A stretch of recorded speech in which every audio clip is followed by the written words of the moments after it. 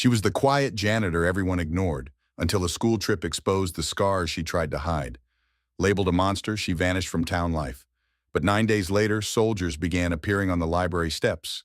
What they did next left the whole town speechless. Stay with us to see how this story ends, and don't forget to subscribe. Madison Falls, Indiana was the kind of town people passed through without noticing. Nestled between cornfields and patches of quiet forest, it looked like a place preserved in amber. Its red brick buildings leaned slightly from age. The riverfront park saw more squirrels than strollers, and the only movie theater still used a manual letterboard to spell out film titles. Time moved slowly there, as if the air itself resisted hurry. Local news rarely reached beyond the community board at the hardware store, and headlines were more likely to mention bake sales or rainfall totals than anything that mattered elsewhere. In the fall of 2016, a woman named Sarah Miller arrived quietly, without ceremony or introduction. She moved into a small, weathered house on the edge of town, just past the last working streetlight, where the roads narrowed into gravel and the mailboxes grew rusted. She was in her early 50s, thin to the point of fragility, with short, steel-gray hair and a face that seemed permanently set in quiet observation. Her eyes, a deep, unreadable blue, rarely met anyone else's directly. People said she looked like someone used to vanishing before being seen. She found work almost immediately, night shift cleaner at the Madison Falls Public Library. It was a modest building with dusty skylights and creaking wooden floors, smelling of aging paper and lemon disinfectant. Sarah arrived each evening precisely 15 minutes before closing. She never needed a key. The librarian would leave the door unlocked. By morning, the place would be spotless, the trash emptied, shelves dusted, floors mopped to a dull shine. She disappeared before the sun came up, leaving behind no trace except the faint scent of bleach and the steady hum of a job well done. The townspeople grew used to her the way they accepted the hum of power lines or the chipped paint on Main Street lampposts. She became part of the rhythm of the town's night, consistent, silent, unnoticed. Most didn't know her name. Those who did never had a reason to say it aloud. Sarah never joined community events, never visited the diner, never sat in the church pews. She shopped once a week, always at closing time, always paying in cash. She wore gloves year-round, even in the thick humidity of July, and never took off her long, zipped-up jacket, not even indoors. If someone brushed against her accidentally in the store aisle, she flinched, not visibly, but in the way her shoulders tensed and her eyes darted to the floor. She spoke rarely, and when she did, her voice was soft and measured, like someone carefully weighing each word before offering it up. Rumors flickered, but never took flame. Some thought she was just shy. Others believed she was hiding from something, or someone, but she paid her bills on time, caused no trouble, and kept her distance. In a town that valued routine and left well enough alone, that was more than enough. Questions like stray dogs learned to find another porch. It happened on a Tuesday afternoon in early spring, when the wind outside still carried the sharp bite of winter. A group of high school students from Madison Falls High arrived at the library for a guided tour. They were led by a cheerful young volunteer who spoke loudly to hold their attention, reciting facts about the building's century-old architecture, the history of the town archives, and the recent efforts to digitize newspaper clippings from the 1940s. The students moved through the aisles in loose clusters, their voices hushed more by boredom than by reverence. Some lingered by the old card catalog drawers, others took selfies near the reading room mural. In the corner near the maintenance closet, a metal bucket sat half-filled with soapy water, part of Sarah Miller's nightly cleaning ritual. One of the boys, backing up to make room for a photo, bumped into it with his heel. The bucket tipped, crashing to the floor, water spilling across the tile in a sudden splash that broke the low buzz of conversation. Sarah appeared from behind a shelf, mop in hand, moving with her usual quiet urgency. She knelt to steady the bucket and began to soak up the spill. As she leaned forward, the overhead light shifted. The beam cut through her hood's shadow, landing across the side of her neck and the exposed portion of her forearm. The scars, long and ridged, gleamed faintly under the fluorescent glow. The burn marks curled like vines, discolored against her pale skin. The room fell silent. One student nudged another. A girl drew back slightly. A few exchanged glances, their curiosity sharpened by discomfort. Someone mouthed something and snickered. The tour resumed, but the tone had shifted. Their eyes lingered longer now, not on books, but on the woman with the gloves. By the next morning, the whispers had started. In classrooms and hallways, students asked each other what they'd seen. Stories multiplied. Someone claimed she had escaped from a fire she had started. Another said she had been in prison, and the burns were punishment. Nobody had facts, but that didn't stop the talk. The following evening, Sarah arrived at the library as always, but something was different. On the glass front door, scrawled in permanent marker, was a crude drawing. A hunched woman with exaggerated scars and wild hair, labeled with slurs in capital letters. It was juvenile, ugly, and unmistakably directed at her. She paused only a moment, then retrieved a cloth and solvent from her cart and wiped it clean without a word. When the door was spotless, she continued on with her routine. But the damage had already taken root. The whispers spread beyond the school. At the diner, at the gas station, in the checkout line at the grocery store, people speculated. Theories floated between aisles and over cups of coffee. Some were cruel, others veiled in false concern. Few thought to ask her directly. The library director, a well-meaning man in his 60s, called her into his office one night. He used careful words, suggested she consider taking a few weeks off until things quieted down. She declined. Her voice was flat but final. He didn't press. After that, something in Sarah changed. Her movements became more mechanical, less fluid. She still cleaned every corner with precision, still arrived on time, still left before dawn, but the sense of quiet attention she once carried was gone. Her eyes no longer lingered on the spines of old books or paused to adjust a crooked display. She worked as if the job were not just a task, but a tether, one that kept her connected to something vital, perhaps even human. She moved through the library like a ghost holding onto the last solid thing in the world. That same week, a traveling exhibit arrived in Madison Falls, set up in the old municipal gymnasium near the courthouse.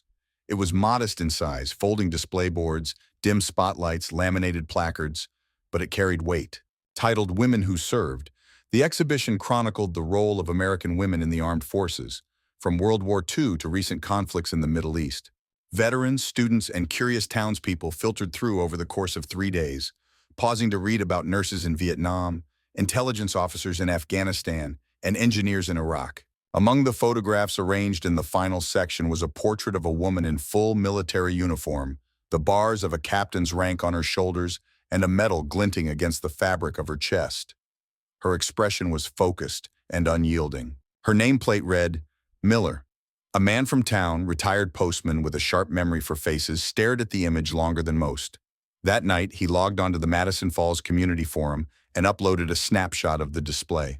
He captioned it simply, "Is this who I think it is?" The thread exploded. Within hours, users were speculating, comparing features, digging through old military records and news clippings. Google searches confirmed what the photo had suggested. Sarah Miller had been a captain in the U.S. Army Corps of Engineers, deployed to Iraq in 2007. Her name appeared in an archived report from a joint mission in Anbar province. She had been tasked with coordinating a civilian evacuation from a village that had come under insurgent fire. When a transport convoy came under attack, she remained behind to oversee the final departure. The last truck, the one that carried the remaining evacuees, mostly women and children, had been driven by her. According to the report, the vehicle struck an improvised explosive device on its return trip. She was thrown from the cab, sustaining severe burns to her upper body. Despite her injuries, she pulled 3 unconscious children from the wreckage before collapsing.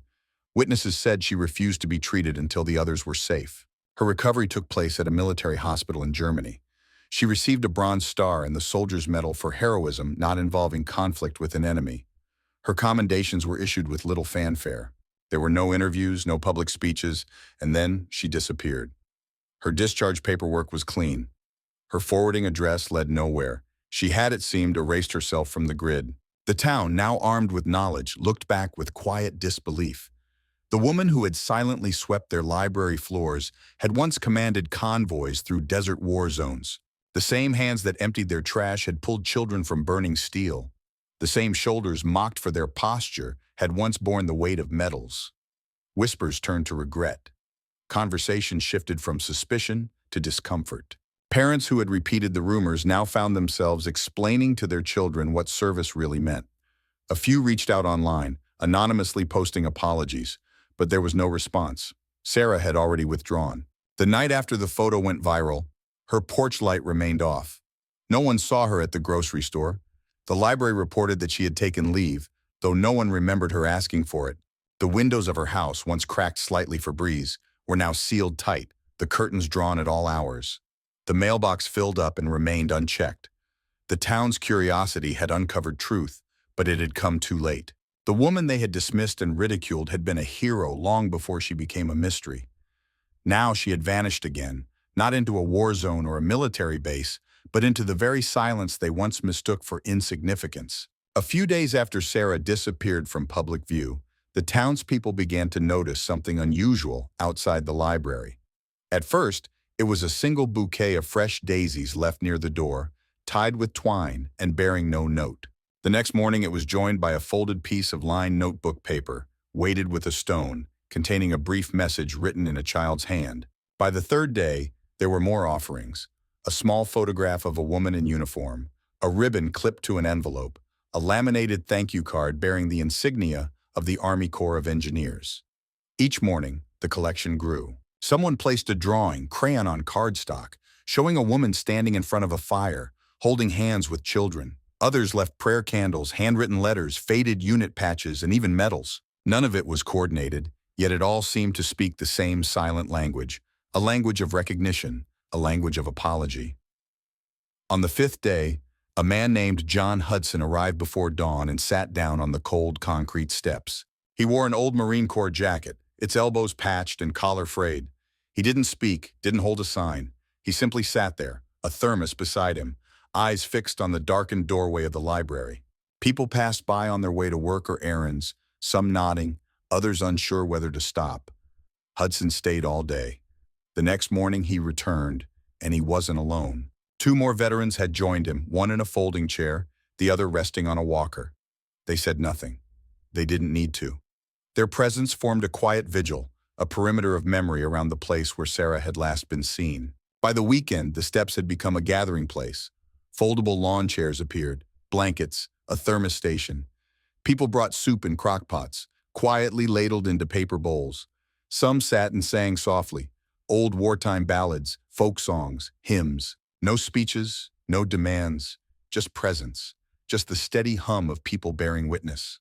Someone hung a handmade banner across the front windows of the library. The words, painted in broad brushstrokes, read, "Sarah, you once saved us. Now it's our turn." It was both statement and invitation, and it remained there undisturbed.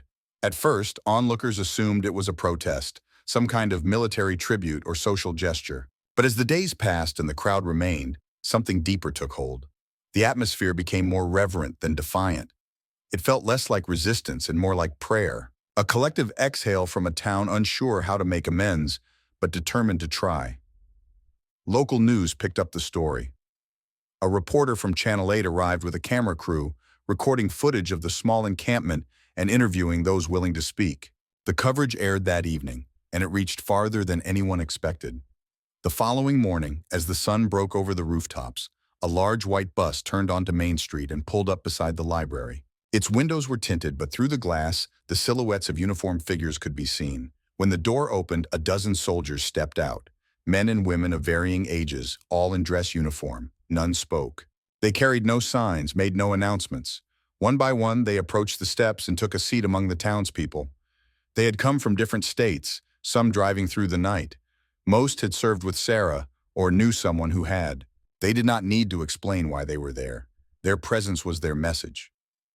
As they sat in silence, shoulder to shoulder with townsfolk and strangers alike, the noise of the world seemed to recede. For a moment, Madison Falls felt suspended in something rare, unspoken unity, forged not by spectacle but by shared respect. And though Sarah herself had yet to return, the steps where she once walked had become sacred ground. On the ninth night, a soft glow returned to the windows of the Madison Falls Public Library. It was faint at first, just the flicker of overhead fluorescence turning on in the back corridor. But for those who had spent the past days seated outside, wrapped in blankets and memory, it was unmistakable. The light meant she was there. At exactly 9:45 p.m., Sarah Miller arrived, just as she always had before. Her steps were quiet, steady, her figure wrapped in the same long coat, her hood pulled over her head. She said nothing as she approached the library entrance. The crowd parted for her, not with ceremony but with gentle respect, creating a silent corridor through which she passed. She kept her gaze low, not meeting the eyes of the people around her, but they watched her with something new in their expressions. Not pity, not curiosity, but calm recognition. One person stepped forward and handed her an envelope, carefully folded. Another offered a small, handmade book bound with string, its pages filled with short letters and drawings from local children.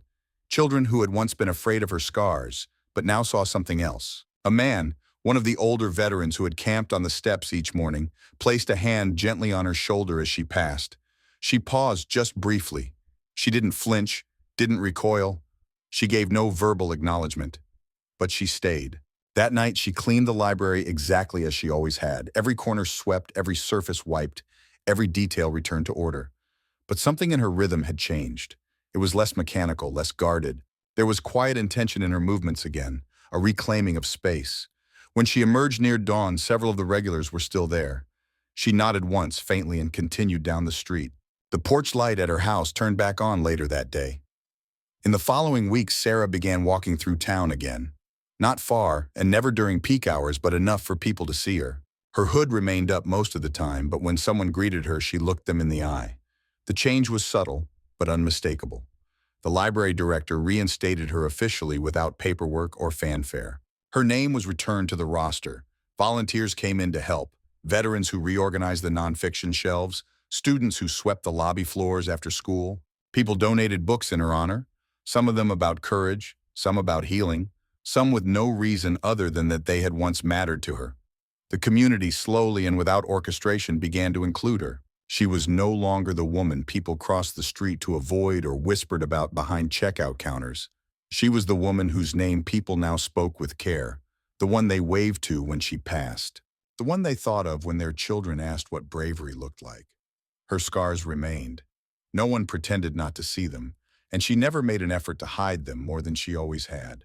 But over time, those scars stopped being the first thing people noticed. Instead, they saw her presence, her consistency, her quiet dignity. What had once been treated like damage began to feel like a kind of proof, evidence of endurance, of survival, of something forged in fire but carried forward in peace. Sarah never asked for forgiveness, and no one demanded she explain herself. She didn't need to. She had come back, and the town, older and a little wiser, had made space for her, not as a secret, not as a symbol, but as one of their own. 1 year later, on a chilly November morning, the town of Madison Falls gathered for its Veterans Day ceremony. It was an annual tradition, held in the town square between the library and the old courthouse, beneath a canopy of maple trees that had already surrendered most of their leaves. The usual elements were in place: rows of folding chairs, a platform with the American flag behind it, a table with poppy pins, and a microphone wired to a creaking sound system. In the past, the ceremony had drawn modest crowds, mostly family members of those listed on the memorial plaque, a few students and members of the local VFW chapter. But this year was different. Word had spread quietly over the past weeks that someone special would speak. No flyers were posted, no announcements made over the radio, but the square filled quickly. People came early carrying folding chairs of their own. Some wore military dress, others brought photographs. A few held nothing but silence. At the center of the stage, next to the mayor and a few city officials, one chair sat empty until just before 10. Then, from behind the curtain, Sarah Miller emerged. She walked with a steady pace, her shoulders square, her presence unhurried and composed. She wore black, not out of mourning, but with the kind of simplicity that did not invite attention.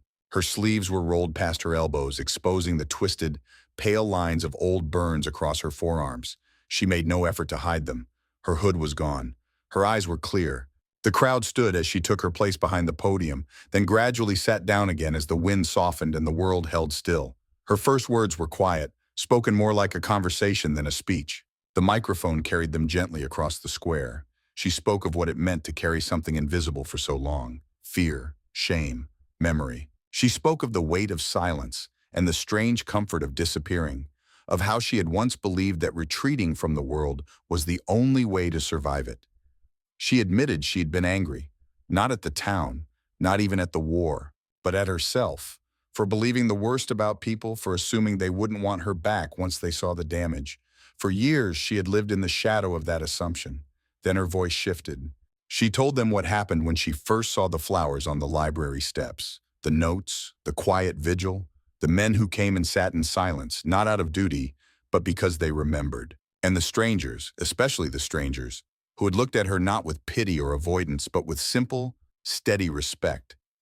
She said she hadn't planned to return, not to the library, not to life. But the town hadn't demanded her return. It had waited patiently until she was ready to come back on her own terms, and when she did, it had made room for her, not as a curiosity or a symbol, but as a neighbor, as a human being. She paused then, looking over the square. Faces watched her without blinking. Children sat cross-legged on the pavement in front. A few elderly veterans nodded slowly, hands clasped tightly in their laps. She finished not with a declaration, but with something softer. "Thank you," she said, "for giving me back the quiet, for making space for someone like me to live not as a shadow, but as part of the light." She stepped back. The applause was not loud, it was slow, even warm. The kind that fills a space rather than shakes it, and it went on long after she returned to her seat. In the days that followed, people continued to talk about that morning, not because of any one line or gesture, but because of how it felt, how a woman so long hidden had stood before them without fear, and because they had listened. At the library, a new display appeared by the east wall. Framed behind glass was a photograph of Sarah in uniform, a medal beneath it, and a handwritten caption, "To endure is to serve, to return is to lead." Below that, visitors left post-it notes. "Thank you for your strength. You are seen. You are heard." School children often passed by the corner tugging at their parents' sleeves. "Is that the lady from the picture?" "Yes," the parents would say. "That's the one. The one who used to clean the floors at night. The one who drove the last truck. The one who came back. The one who spoke." And they would say it not in whispers, not in shame or surprise, but with quiet pride. Because by then, in Madison Falls, Sarah Miller wasn't just remembered, she was known.